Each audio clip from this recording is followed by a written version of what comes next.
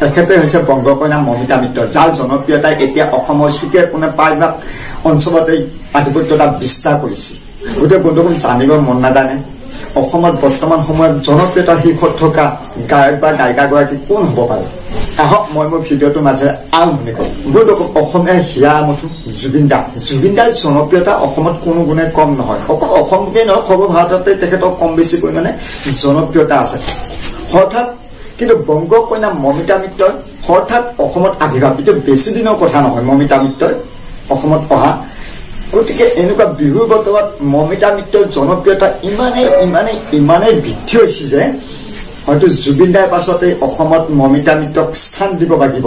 আৰু মমিতা মিত্ৰৰ আবিৰ্ভাৱ আমাৰ গায়ক গায়িকাসকলৰ কাৰণে এক মূৰৰ কামৰণি হৈ পৰিছে। সঁচাকৈ কৈছো মূৰৰ কামৰণি হৈ পৰিছে, যাৰ ফলত এতিয়া বিহুৰ বতৰত মমিতা মিত্ৰই অসমৰ চুকে কোণে গীত পৰিৱেশন কৰিব, যিসমূহ মঞ্চত আগতে আমাৰ গায়ক গায়িকাসকলে গীত পৰিৱেশন কৰিছে। গোস্বামী মমিতা মিত্ৰক সুবিধাখন কোনে দিছিল?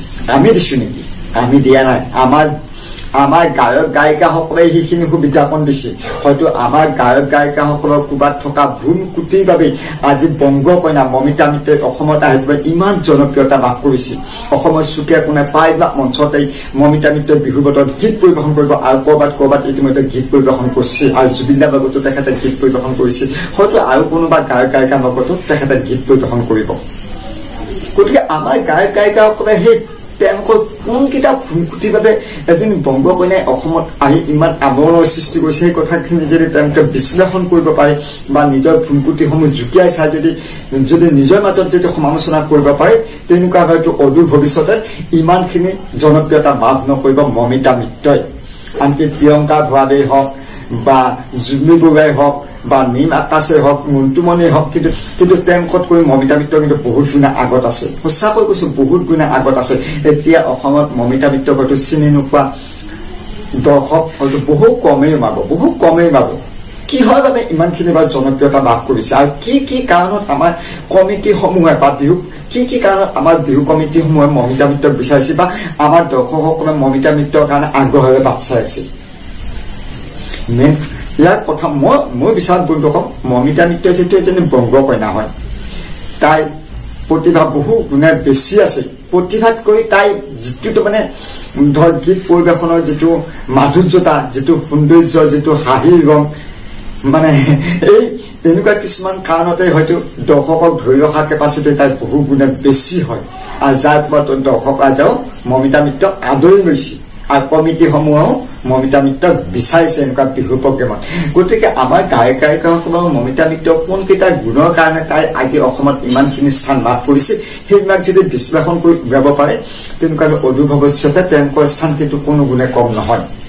সঁচাকৈ কৈছো মমিতা মিত্ৰৰ আগমন আৰু জনপ্ৰিয়তা আৰু অসমৰ দৰ্শক আৰু শ্ৰোতা ৰাইজে আৰু কমিটিসমূহে আদৰি লোৱা এইসমূহৰ দিশৰ পৰা চাই মই কিন্তু আমাৰ যিসকল থলুৱা গায়ক গায়িকা আছে তেওঁলোকৰ মূৰৰ কামৰণি হোৱা যেন বাৰুকৈ অনুভৱ কৰিছো। যিয়ে নহওক বন্ধুসকল, বিহু বতৰত সকলোৱে প্ৰগ্ৰেম কৰক, কাৰণ বিহুৰ মুখ্যে তেওঁলোকে এই গায়ক গায়িকাসমূহৰ বাট চাই থাকে। এনেকুৱা বিহুৰ বতৰত মানে অসমৰ চুকে কোনে গাঁৱে ভূঞে গীত পৰিৱেশন কৰিছো, তাৰ মনোৰঞ্জন দিম, আমিও 2 টকা ইনকাম কৰিম। গতিকে সেইখিনি সুবিধাকণ আমাৰ কমিটিসমূহে দিয়ক, আমাৰ থলুৱা গায়কসকলকো দিয়ক, যিসকলে জাতি মাতি ভেটিৰ বাবে কাম কৰি আছে তেওঁলোককো দিয়ক। গতিকে যি জনপ্ৰিয়তা যি শীৰ্ষত থাকিম বুলি যি জুবিন দাকে যি প্ৰত্যেকখন মঞ্চতে মাতিব লাগিব, কাৰণ জুবিন দাহঁতৰ স্থান যিহেতু অসমত আছে বা মমিতা মিত্ৰৰ স্থান ইতিমধ্যে অসমত আহিয়ে পৰিছিল। গতিকে সৰু সুৰা গায়কসকলকো আপোনালোকে আমন্ত্ৰণ দিয়ক, কাৰণ তেওঁলোকৰ মানিনীও বৰ বিশেষ নহয়, খুব বেছি কাৰোবাৰ 1,50,000 এনেকুৱাও আছে। গতিকে আশা কৰোঁ এই বিহু বতৰত সকলোৱে প্ৰগ্ৰেম কৰিবৰ কাৰণে সুবিধাকণ পাওক আৰু আমাৰ কমিটিসমূহ আমন্ত্ৰণ জনাওক। এইখিনিকে পাই মই সকলোৰে সুস্বাস্থ্য কামনা কৰিছোঁ আৰু ভিডিঅ'টো সামৰণি মাৰিছোঁ।